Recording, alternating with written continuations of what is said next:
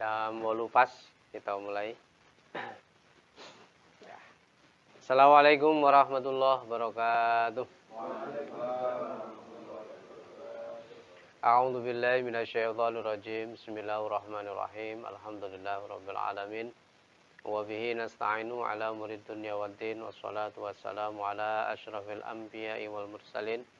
Sayyidina wa maulana Muhammadin wa ala alihi wa ashabi ajma'in. Qala rabbi shrah li sadri wa yassir li amri wahlul 'uqdatam min lisani yafqahu qawli. La haula wala quwata illa billahil aliyil azim. Nggih, monggo para bapak, para lenggah sami kita niati tadarus. Kita niati tadarus. Nggih, gotong royong kerjasama kawula ingkang maos panjenengan ingkang mirengaken nggih midherek dawuh nggih rawuh ganjarane sami. Panjenengan mirengke mendengarkan saja sambil ngantuk ganjarane padha enak. Dumugi surah Al-Qasas ayat sekawan doso kalih nganci ayat sekawan doso 3. Halamanipun 1317 menawi ingkang jawan.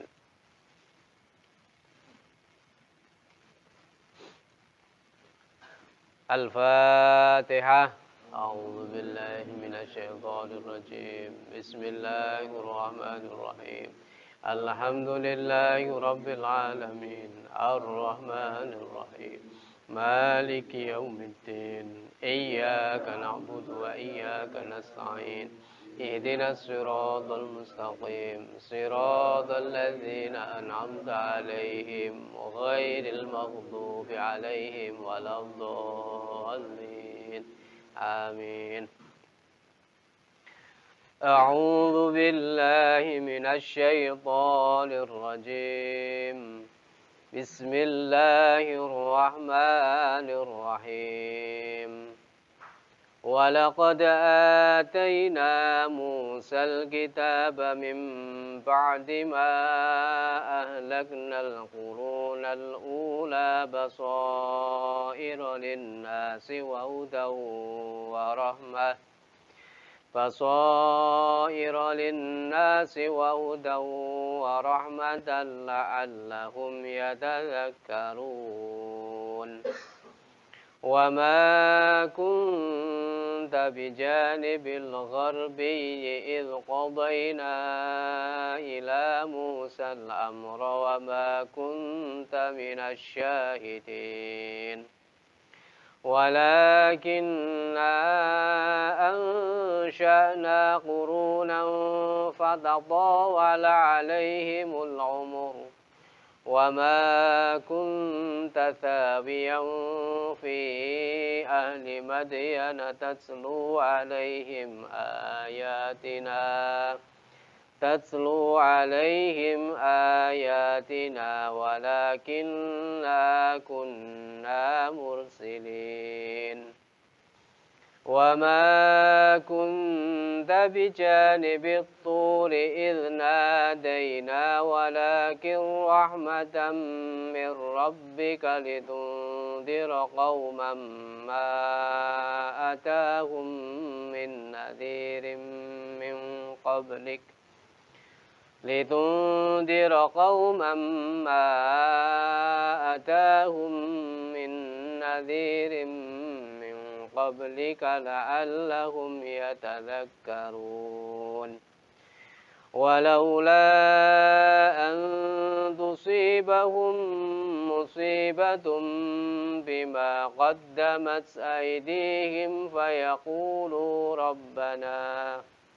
فيقولوا ربنا لولا أرسلت إلينا رسولا فنتبع آياتك ونكون من المؤمنين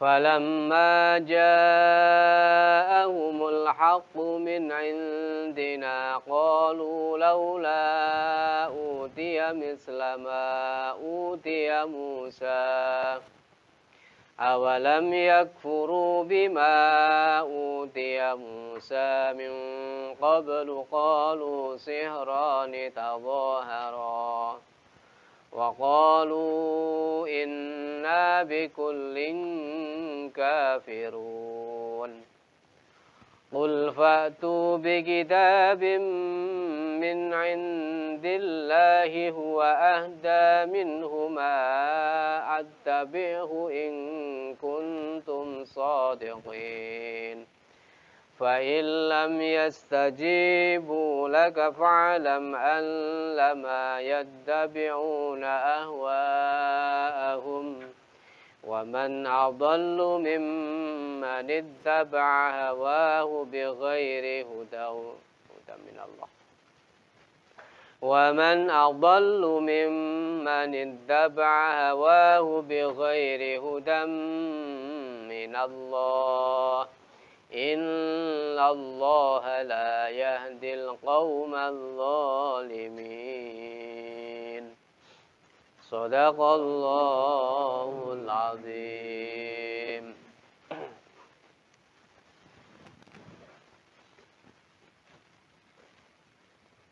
Kita maknani, kita waos maknanipun walaqad ataina lan yakti temen-temen paring ingsun Musa ing Nabi Musa alkitab ing kitab mim ba'di ma ahlakna sangka sakwuse oleh ngrusak sapa ingsun alquruna ing pira-pira ahline mangsa alula kang dhisik basaira hale dadi pira-pira peningale ati linnasi kanggo menungso wahudan lan pituduh warahmatan lan rahmat la'allahum menawa nas menungso ya tadzakkaruna iku padha eling sapa nas utawa menungso.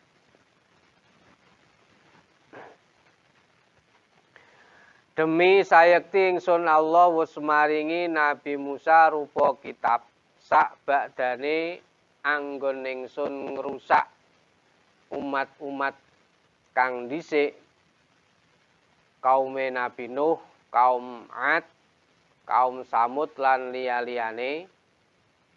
Kitab mau minangka dadi pepadang tumrap para menungso lan uga dadi pituduh lan rahmat tumrap wong-wong kang ngamalake lan wong-wong kang padha iman marang kitab iku. Mbok menawa para menungso padha nrimo pitutur. Nggih maksudipun nggih para nabi itu diutus oleh Allah itu dari sejak zaman dulu sampai besok dumugi benjing itu nggih pancen minangka rahmat sebagai rahmat karena kasih sayang Allah. Karena Allah itu sayang pada manusia, pada hambanya, Allah itu kan senantiasa memberikan jalan. Karena kan skenario besarnya kan seharusnya ya manusia itu tetap tinggal di surga.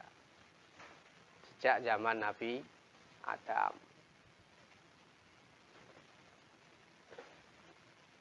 Tapi kan memang sudah skenario. Jadi memang Allah berencana akan membuat penghuni bumi yang baru setelah penghuni sebelumnya. Maka ada skenario itu. Dan sebuah skenario yang sangat sempurna memang ya karena yang buat ya Allah. Maka kemudian ada iblis yang kemudian menggoda Nabi Adam dan itu menggoda atas nama Allah kan itu. Nah, atas nama Allah maka ya Nabi Adam ketika itu mendengar kata Allah ya sama sekali tidak berpikir bahwa itu tipuan. Jadi sama sekali tidak berpikir itu tipuan. Maka kemudian ya terjadilah apa yang terjadi. Nabi Adam melanggar apa yang tentukan oleh Allah makan buah khuldi itu. Tapi kan kemudian memang Allah membekali Nabi Adam, ya ini secara prosedural ini tetap kamu saya usir dari surga. Tapi kan kemudian dibekali, jadi tetap Nabi Adam dibekali oleh Allah. Fatalaqa Adam min rabbih kalimatin fataba alaihi. Maka kemudian ya dibekali, ya secara prosedural kamu Adam saya usir, tapi besok kamu baca ini. Dan itu menjadi ampunan. Ya doa Nabi Adam itu Rabbana dzalamna anfusana wa illam taghfir lana wa tarhamna lanakunanna minal khasirin. Jadi diusir tapi ya dibekali, disangoni. Kowe kudu lunga ning tak sangoni iki. Lain dengan iblis kan enggak dibekali apa-apa. Ya memang benar-benar diusir. Nah, makanya kemudian setelah diampuni, ya kemudian nanti pada akhirnya juga akan kembali ke surga. Tapi kan memang surga itu tempat yang amat suci, amat ya tidak sembarangan kan. Padahal kalau ketika kita sudah berada di dunia, ya mau tidak mau kita terkontaminasi dengan dunia. Ketika terkontaminasi dengan dunia, ya memang itu menjadi hambatan kita kembali ke surga. Nah, dari situlah kemudian Allah selalu mengutus para utusan. Itu sebagai rahmat. Sebagai rahmatnya. Ya kados teng mriki seperti di sini. Ya Allah memberi Nabi Musa kitab, ya ada suhuf, ada kitab Taurat.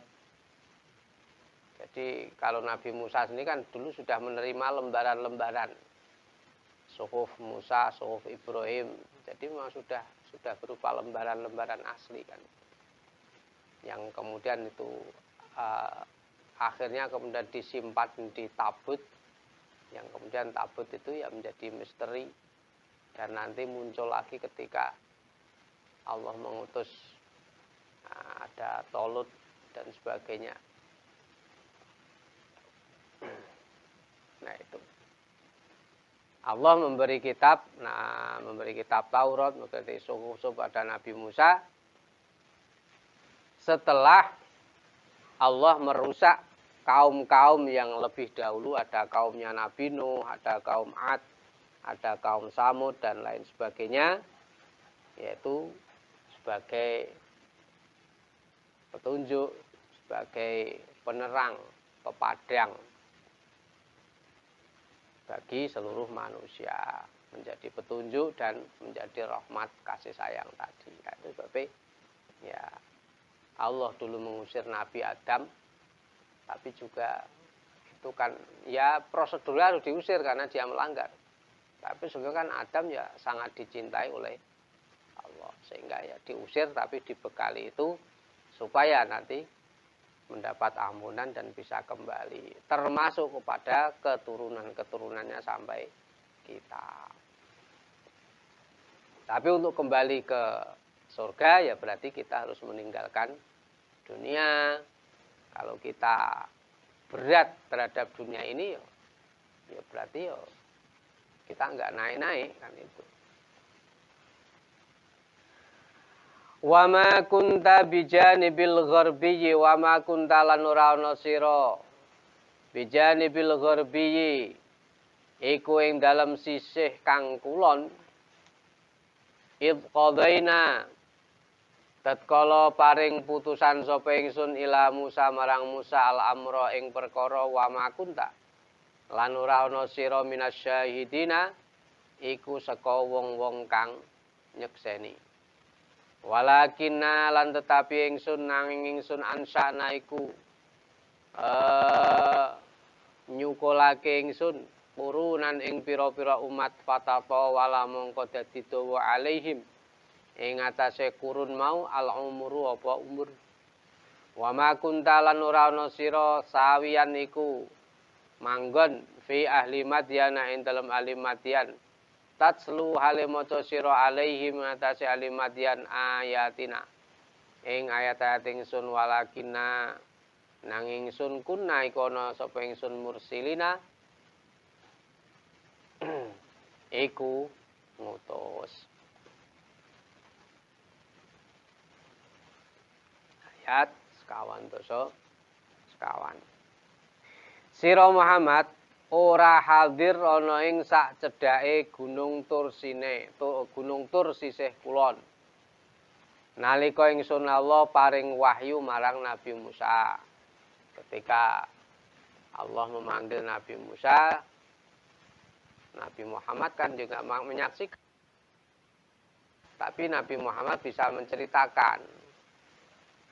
Yaitu indikasi bahwa ya memang yang tahu kisah-kisah itu hanya para nabi.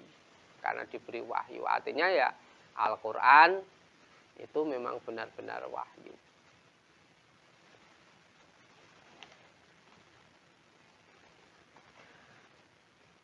Nitahake dawuh kautus marang Firaun sak balane lan sira ya ora golongan kang padha mbuktekake utawa ngawerwi kala iku.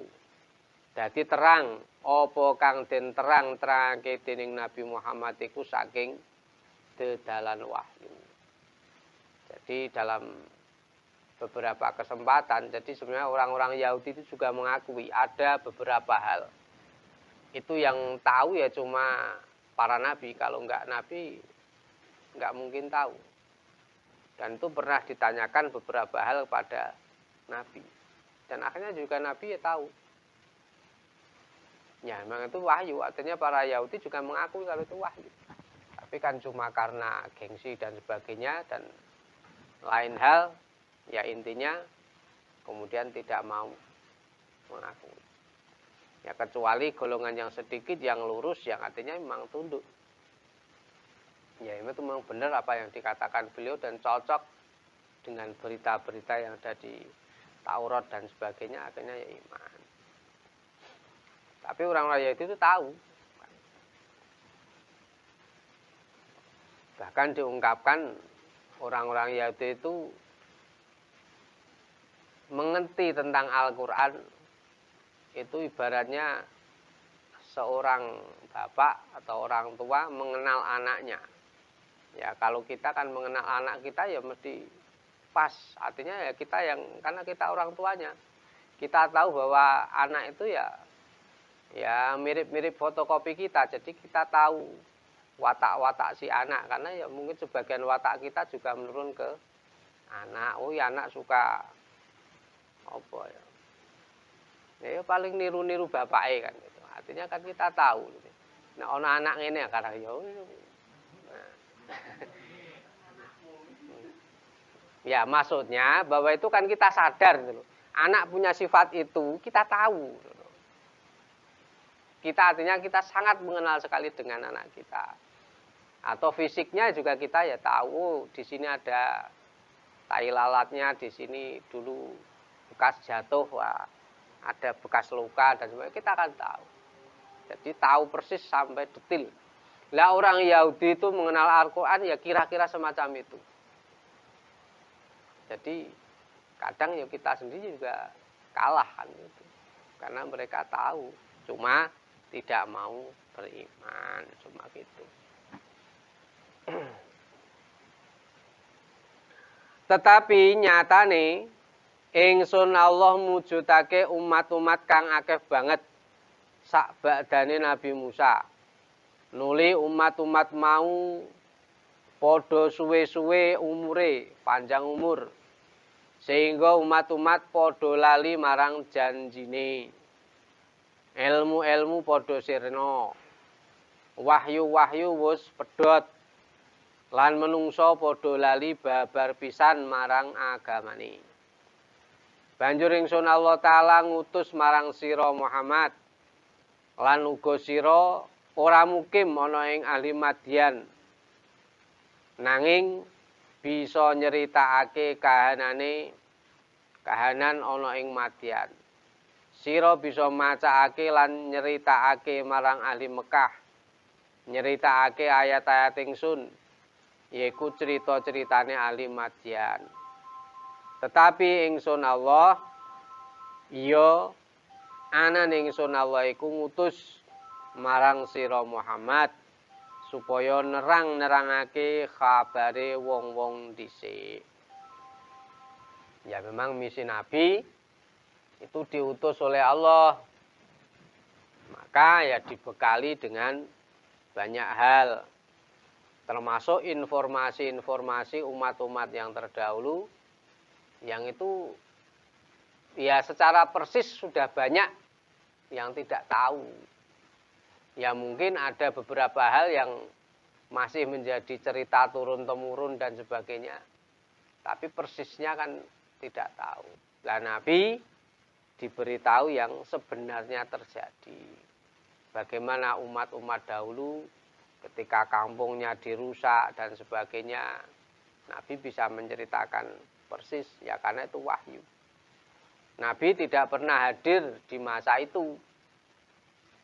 Tapi dengan wahyu, Nabi bisa menceritakan lengkap apa yang ditanyakan, bagaimana keadaan umat-umat terdahulu yang silih berganti ketika umat tersebut melupakan agamanya, melupakan ajaran-ajaran dari utusan-utusan Allah, kemudian ditumpas karena sudah sangat keterlaluan.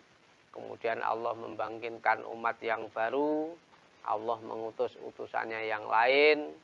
Nah, rentang dari zaman Nabi Musa sampai Nabi Muhammad kan panjang sekali. Sudah banyak Nabi dan Rasul sebelumnya yang pernah diutus. Dalam rangka yaitu kesinambungan ajaran para nabi sejak yang pertama sampai yang terakhir itu sama. Ya, intinya mengajak ke surga dengan senantiasa hanya menyembah Allah semata. Intinya itu aja. Kan itu. Wa ma kunta lan ora ana sira bijani bituri kuwi ing dalem sisihe Gunung Tur.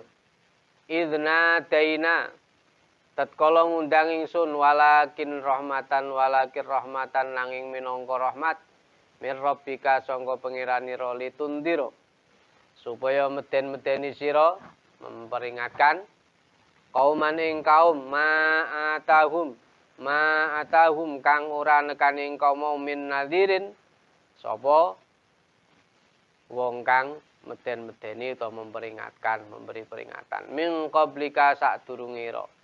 La'allahum menawa kaum mau ya tadzakaruna iku eling atau iso nampa pitutur.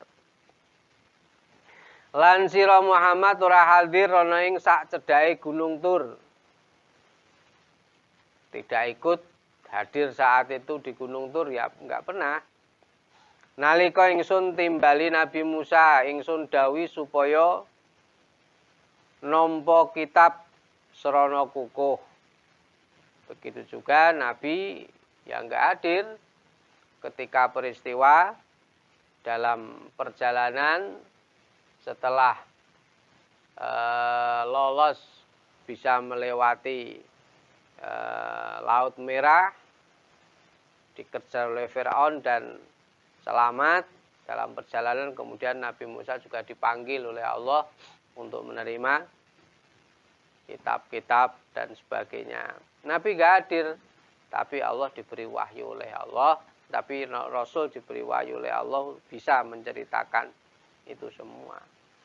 Tetapi ingsun Allah memang utus marang sira Muhammad. Jadi posisi Kanjeng Nabi ya memang benar-benar Rasul. Benar-benar utusan dari Allah. Sebagaimana para nabi-nabi, para utusan-utusan yang terdahulu. Krana kawelasan saking pangeranira Muhammad. kembali, walakin rahmatan itu rahmat.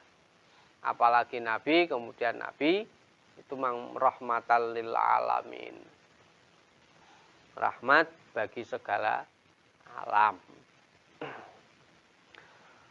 Supaya sira meden-medeni utawa nekake dawuh-dawuh ancaman ing kaum kang durung tau ditekani dening juru meden-medeni sadurunge ira.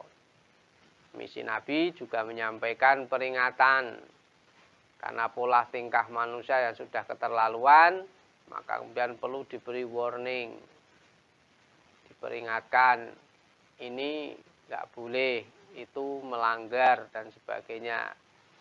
Awas kalau itu dilanggar, nanti ada konsekuensi, ada hukuman dari Allah dan sebagainya. Kepada ya umat-umat yang belum sampai utusan-utusan ke umat-umat tersebut. Ya mbok menawa yaiku ahli Mekah, kalau iku termasuk ahli Mekah, karena ahli Mekah sendiri itu mengalami kekosongan kan sangat lama. Yaitu katakanlah ya terakhir adalah Nabi Ismail. Itu kan putra Nabi Ibrahim. Nah, setelah itu kan tidak pernah dibangkitkan Nabi di Mekah. Baru dibangkitkan ya Kanjeng Nabi Muhammad SAW itu. Jadi rentangnya sangat lama.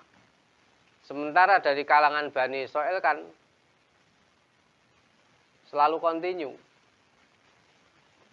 Hampir seluruh para nabi dan rasul kan dari kalangan Bani Israel. Hanya beberapa saja yang dari Arab. Nah, hanya beberapa saja. Makanya kemudian para nabi itu kan ada yang nama-namanya memang nama-nama bukan Arab. Musa itu bukan Arab. Jadi yang nama Arab itu kan cuma Soleh, Hud, nah, termasuk beliau Kanjeng Nabi Muhammad. Nuh, itu juga kalau itu Arab. Tapi namanya itu nama-nama Arab. Jadi kalau yang ada tanwinnya ya berarti nama Arab. Tapi kalau yang tidak ada tanwinnya ya berarti itu bukan Arab. Kata-kata itu bukan kata Arab. Ibrahim itu juga bukan Arab, bukan itu. Karena nggak bisa ditanwin. Tapi kalau Lut, Lutun, nah itu kan Arab, ada tanwinnya. Hudun, Hudin, tapi itu Nuhun, nah itu nama Arab. Muhammadun, Muhammadin, nah, nama Arab.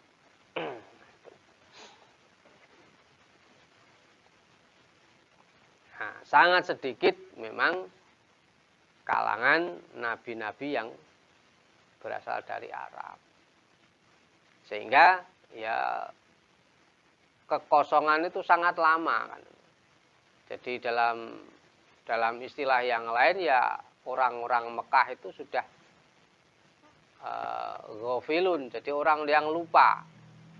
Ini yang lupa bukan orang per orang tapi generasi per generasi, sudah generasi lupa tentang kenabian. Artinya orang-orang Arab sendiri itu sudah hampir tidak mengenal istilah nabi. Hampir sudah tidak mengenal istilah nabi dalam keseharian karena sudah sangat jauh. Sudah sangat jauh, artinya ada nabi dan rasul ya sudah sangat jauh.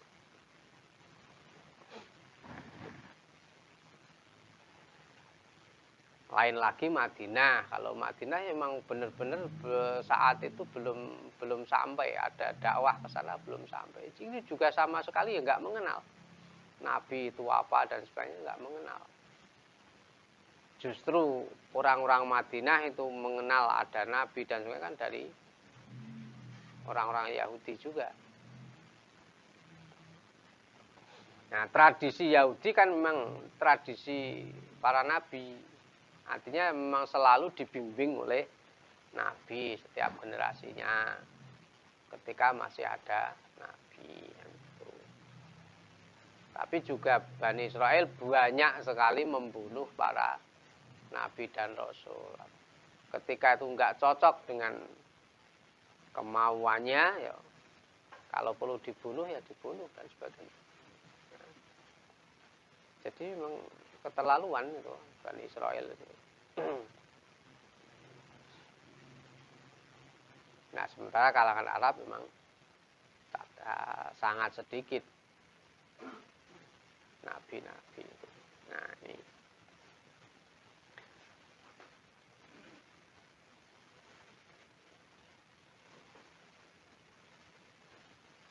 Ing kaum kang durung tau ditekani dening juru meden-medeni sadurungira, yaiku ahli Mekah. Kala iku artinya kan memang saat itu kosong.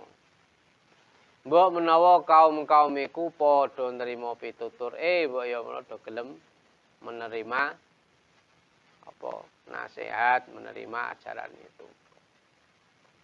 Walaula an tusibahum musibatum bima qaddamat aydihim walaula an tusibahum lan lamun ora utawi oleh mengenani ing kaum mau musibatun apa bilai bima qaddamat sebab oleh ndhisikake aidihim apa pira-pira tangane kaum fayaqulu mongko ngucap sapa kaum rabbana laula arsalta ilaina rabbana do pangeran kaula laula arsalta mbok inggih ngutus panjenengan ilaina dateng kawula sedaya rasulan ing utusan fanat tabia mongko anut kawula sedaya ayatika ing ayat-ayat panjenengan wanakuna lan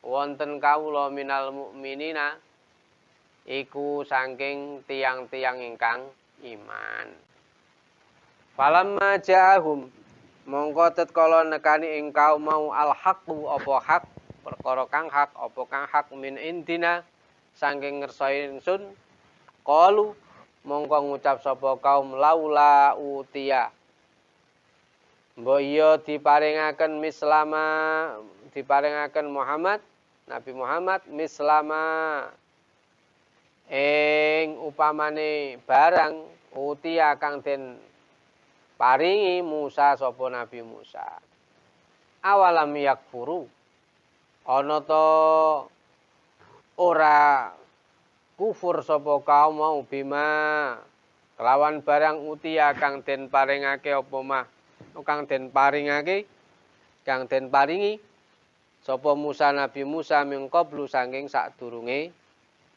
Kanjeng Nabi Muhammad qalu ngucap sapa kaum dipatrunge Quran sak piturute qalu ngucap sapa kaum sihrani utawi Musa lan Nabi Muhammad utawa Quran lan Taurat ya iku sihir tukang sihir loro tadhahara kang lung tinulungan sapa sihrani wa qalu lan ngucap sapa kaum inna sak temene ingsun bikulin kelawan saben-saben siji kafiruna iku kufur kabeh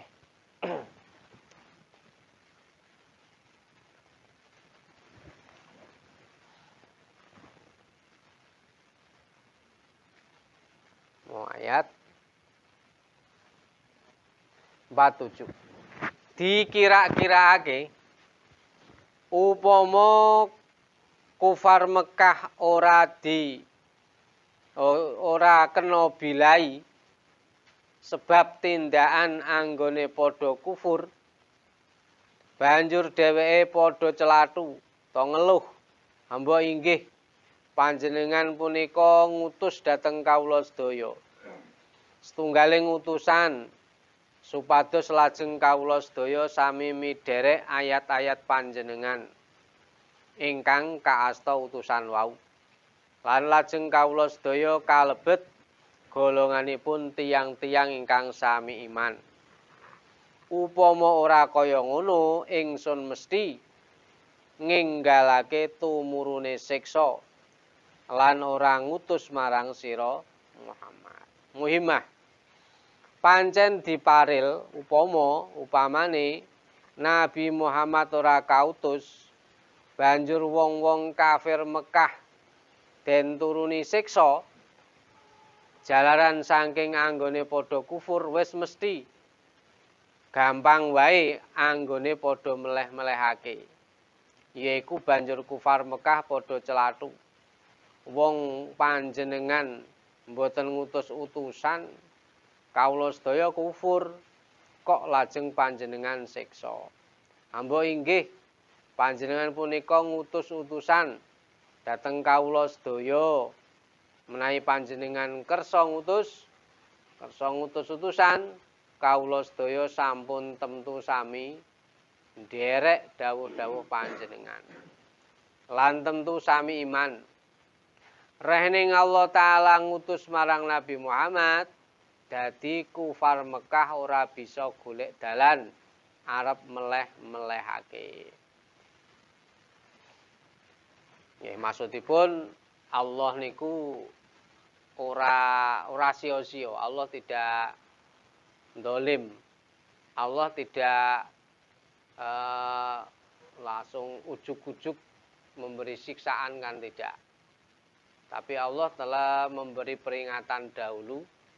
Kalau kemudian tidak mau, ya itulah ketentuan. Nah, ayat ini menceritakan seandainya Allah itu tidak pernah mengutus Nabi Muhammad, kemudian orang-orang Mekah ya berbuat semaunya, dan akhirnya kemudian mendapatkan siksa dari Allah karena banyak melanggar. Nah, tentu orang-orang Mekah akan punya argumen. Nah, gimana Allah belum pernah memberi utusan kepada kami, kemudian kami ya tidak tahu melanggar atau tidak, kok lantas kami disiksa. Ya, tentu itu argumen yang bisa diterima. Kalau ini orang ngerti, kalau kita nggak tahu, nah gimana? Makanya kemudian Allah mengutus Nabi Muhammad, karena memang umat itu telah lama sekali tadi tidak ada utusan. Nah, sehingga dengan diutusnya Nabi Muhammad SAW sudah tidak ada alasan lagi bagi orang Mekah saat itu untuk mengelak dari itu. Jadi dari dulu ya begitu. Nah, bagi kaum yang memang belum pernah kedatangan para utusan, belum pernah ada ajaran Islam sama sekali yang sampai ke situ, ya itu tidak mendapat beban. Yang kemudian disebut dengan masa fatrah, jadi masa kekosongan Nabi. Ya ini ya memang dia tidak bisa dihukumi, karena itu memang masa kekosongan, artinya tidak ada ajaran yang benar yang sampai di kalangan itu. Ya tentu itu diampuni, karena memang belum ada ajaran yang sampai ke situ. Dari situ kemudian juga para ulama itu juga ya ada yang berpendapat ya keadaan semacam itu juga bisa saja berlaku sampai sekarang, jika memang satu daerah itu mungkin ya sangat terpencil atau bagaimana, sehingga memang belum pernah atau tidak ada sama sekali informasi tentang Islam yang sampai ke situ. Atau mungkin juga ada informasi-informasi tentang Islam, tapi yang bias. Artinya bukan Islam yang sebenarnya, tapi Islam yang bias. Ya misalnya ya kan framing sekarang kan misalnya Islam di frame sebagai teroris misalnya. Ya, informasi yang satu-satunya yang sampai ke situ misalnya itu, ya. Artinya kan dia ya juga ada informasi tentang Islam, tapi informasi yang bias dan sebagainya sehingga bukan yang sebenarnya.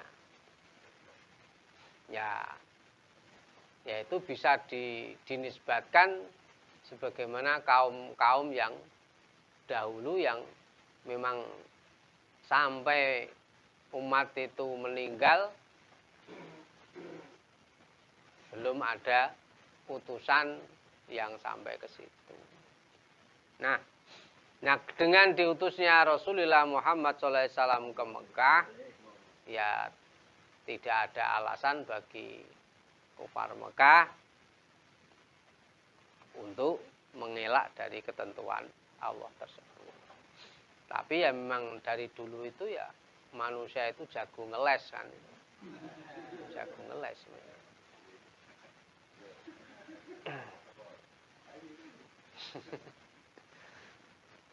Nah, ketika Allah itu mengutus hanya seorang manusia dalam ayat yang lain dulu kan ya.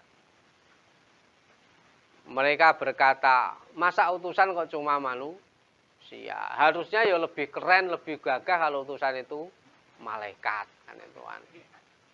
Sehingga ya pokoknya lebih mantap lah malaikat langsung kan gitu. Tapi itu seandainya kemudian itu yang terjadi dikabulkan oleh Allah, Allah memberikan utusan malaikat langsung, jadi malaikat Jibril langsung misalnya. Ya tentu akan mengelak. Nah, kami manusia masa mencontoh malaikat. Nah, ya intinya milih ragelem, intinya milih ngeles kan itu. Termasuk dalam ayat apa selanjutnya niki.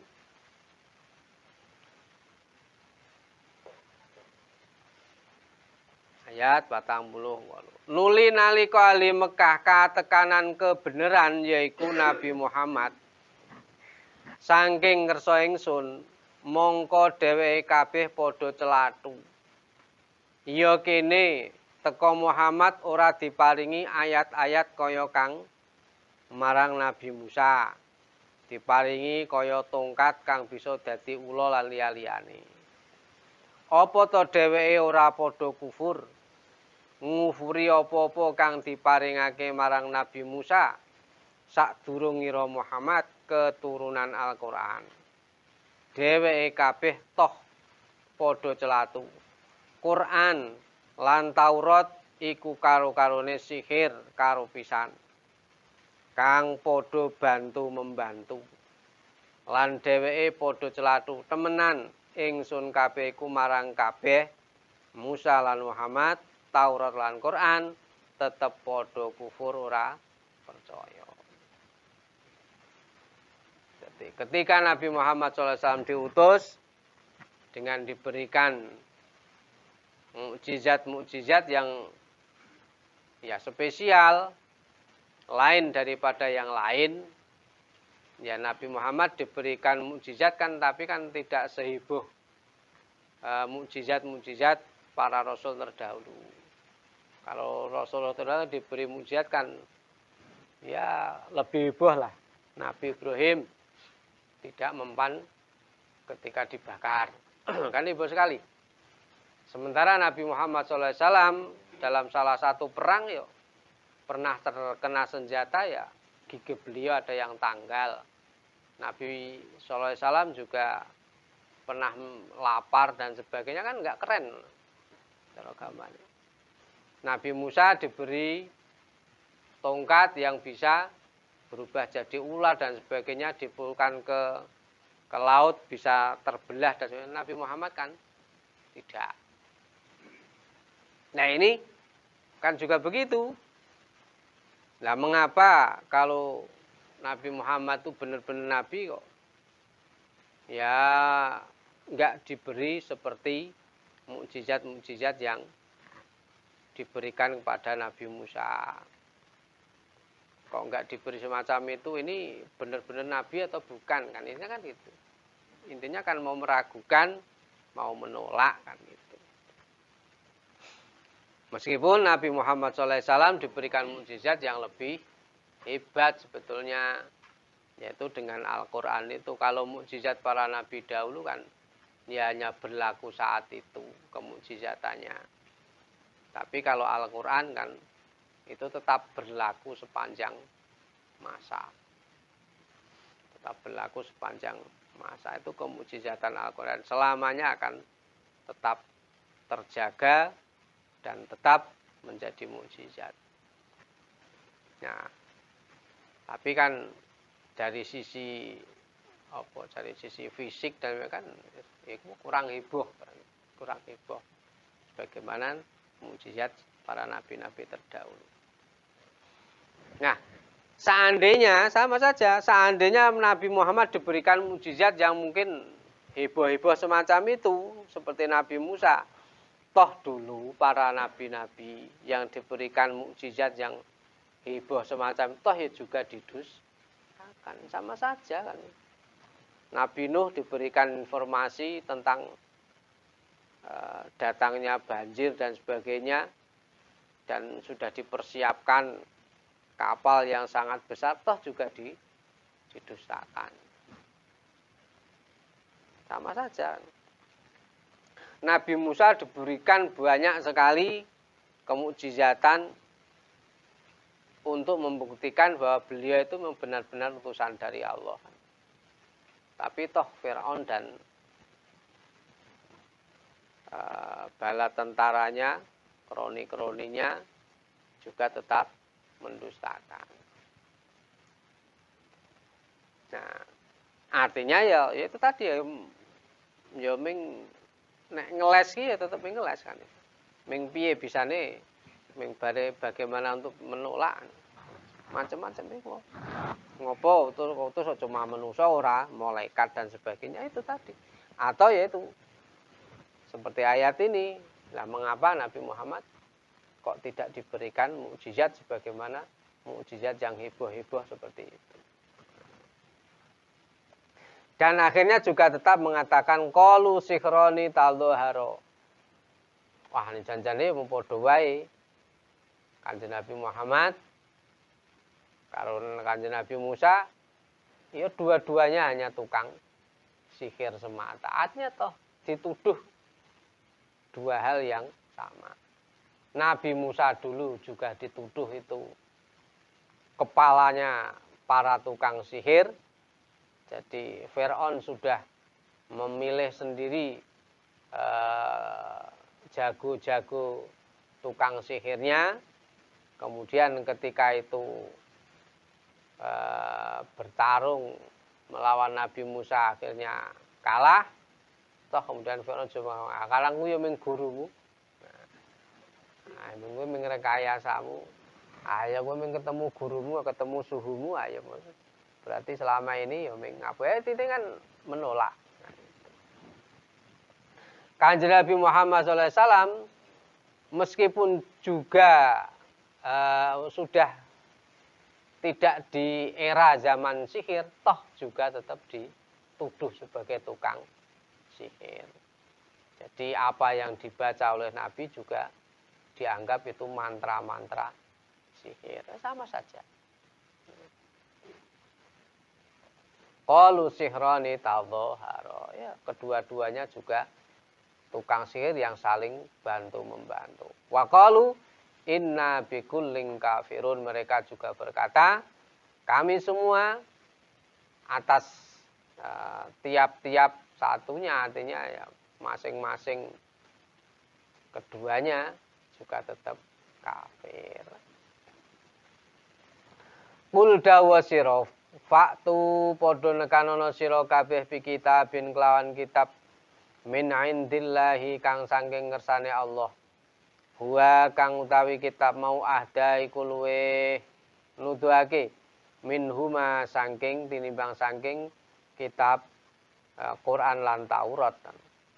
At-tabihu mongko anut ingsun ing kitab mau ing kuntum lamun ana sira kabeh shadiqina iku padha temen. Failam yastajibu mongko lamun ora bisa nibake nekake sapa kaum ora iso nyembadani, ora iso ngijabahi laka marang sira fa'lam mongko weruh sira annama yattabi'una angin sak temene anut sapa kaum kufar ahum ing pira-pira hawa nafsune kufar. Waman lan utawi sapa to adallu iku luwih sasar miman saking wong-wong tinimbang saking wong kang anut sapa man hawahu ing hawa nafsune man bi ghairi hudan kelawan ora pitutuh lan tanpa pitutuh minallahi saking Allah. Innallaha satemene Gusti Allah la yahdi iku ora nuduhake sapa Allah al qauma ing kaum adzalimina kang dolim-dolim.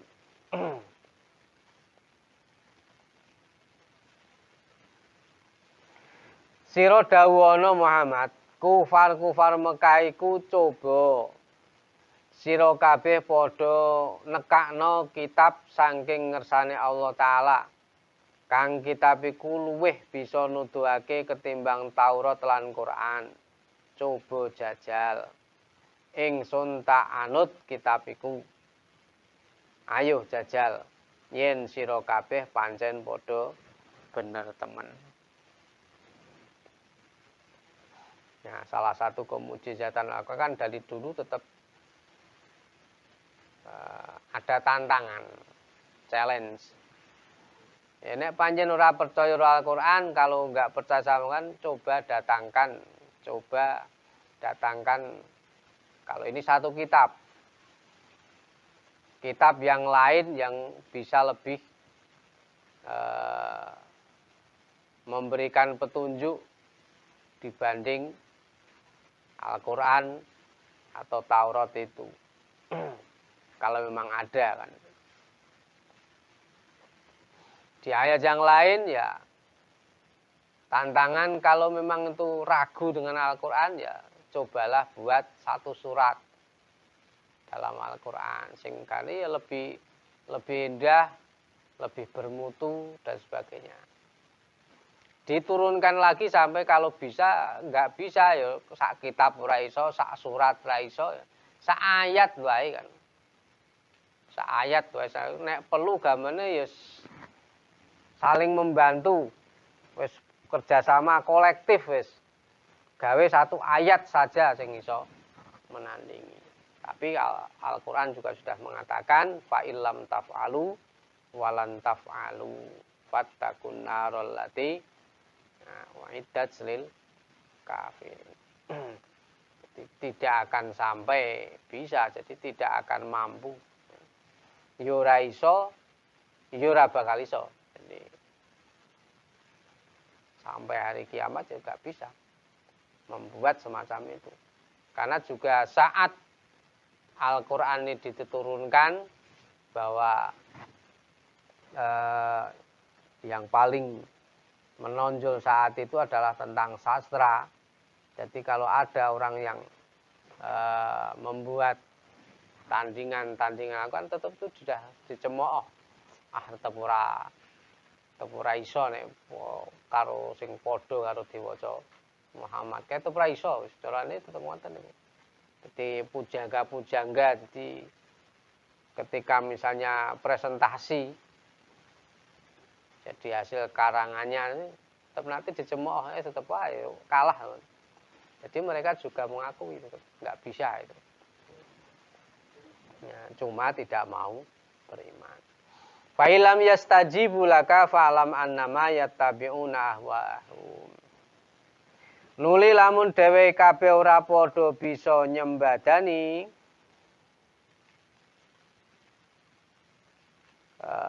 marang sira ateges ora bisa nindakake apa sira purih yaiku nekake kitab kang luwih bisa nuduhake lan luwih terang monggo sira ngertiya yen sejatine dheweke kabeh iku namung manut nuruti hawa nafsune. Ya, ketahuilah kalau kalian itu tidak mampu mendatangkan kitab tersebut, ya ketahuilah ya berarti kalian cuma mengikuti hawa nafsu. Kalau begitu, nah, banjur sapa meneh wong kang luwih sasar ketimbang wong-wong kang manut nuruti hawa nafsune. Lalu siapa lagi yang kemudian lebih tersesat daripada orang-orang yang hanya menuruti hawa nafsunya. Tanpa pitutuh saking Gusti Allah. Jawabe ya ora ono. Itulah orang yang paling tersesat maksudnya. Orang yang menuruti hawa nafsu itulah yang paling tersesat. Temenan Allah taala iku ora nuduhake wong-wong kang padha dolim. Ya wis. Jadi ya pada akhirnya Allah iku ora nuduhake wong-wong kang padha. Dia akan memberikan petunjuk kepada orang-orang yang menganiaya sendiri. Ya sebetulnya ya karena perbuatan dolim itu sendiri sehingga terhindar dari petunjuk atau dari hidayah. Ya ibaratnya ya itu pernah saya sampaikan ya ibaratnya kita itu sudah ada jalan dan jalan raya misalnya itu setiap tikungan sudah ada diberi lampu penerangan, di tikungan yang tajam mungkin sudah diberi cermin dan sebagainya. Kalau kita lewat itu dan kemudian kita mengikuti rambu-rambunya, insya Allah kita selamat. Tapi kalau kita kemudian memang sengaja lewat jalan yang gelap-gelap dan sebagainya, ya akhirnya tidak mendapatkan petunjuk. Jadi yang dolim Allah tidak memberikan petunjuk ya karena Allah sudah menyebar petunjuk-petunjuk itu, artinya di tempat-tempat strategis ibaratnya sudah diberi. Di ini perempatan ada penerangannya cukup, ada rambu-rambunya, ini belokan tajam sudah ada peringatannya, ini ada apa, ini kelokan, ini jalan bergelombang sudah ada di peringatannya, rambu-rambunya juga komplit. Tapi kalau kita kemudian nyasak-nyasak lewat jalan yang lain, ya itu namanya salah sendiri. Nah begitulah juga ibaratnya Allah itu sudah menyediakan banyak sekali petunjuk, tapi kalau kita menjauh dari petunjuk itu ya itulah yang tersesat. Artinya dia tidak menerima petunjuk dari Allah. Ya semoga kita bukan termasuk orang-orang atau golongan yang demikian itu. Kita diberikan taufik atau kekuatan hati, kecondongan hati untuk mengikuti petunjuk dari Allah Subhanahu wa ta'ala. Al-Fatihah. A'udzubillahi minasyaitonir rajim. Bismillahirrahmanirrahim. Alhamdulillahirabbil alamin arrahmanir rahim maliki yaumiddin. Iyyaka na'budu wa iyyaka nasta'in ihdinas siratal mustaqim. Shiratal ladzina an'amta 'alaihim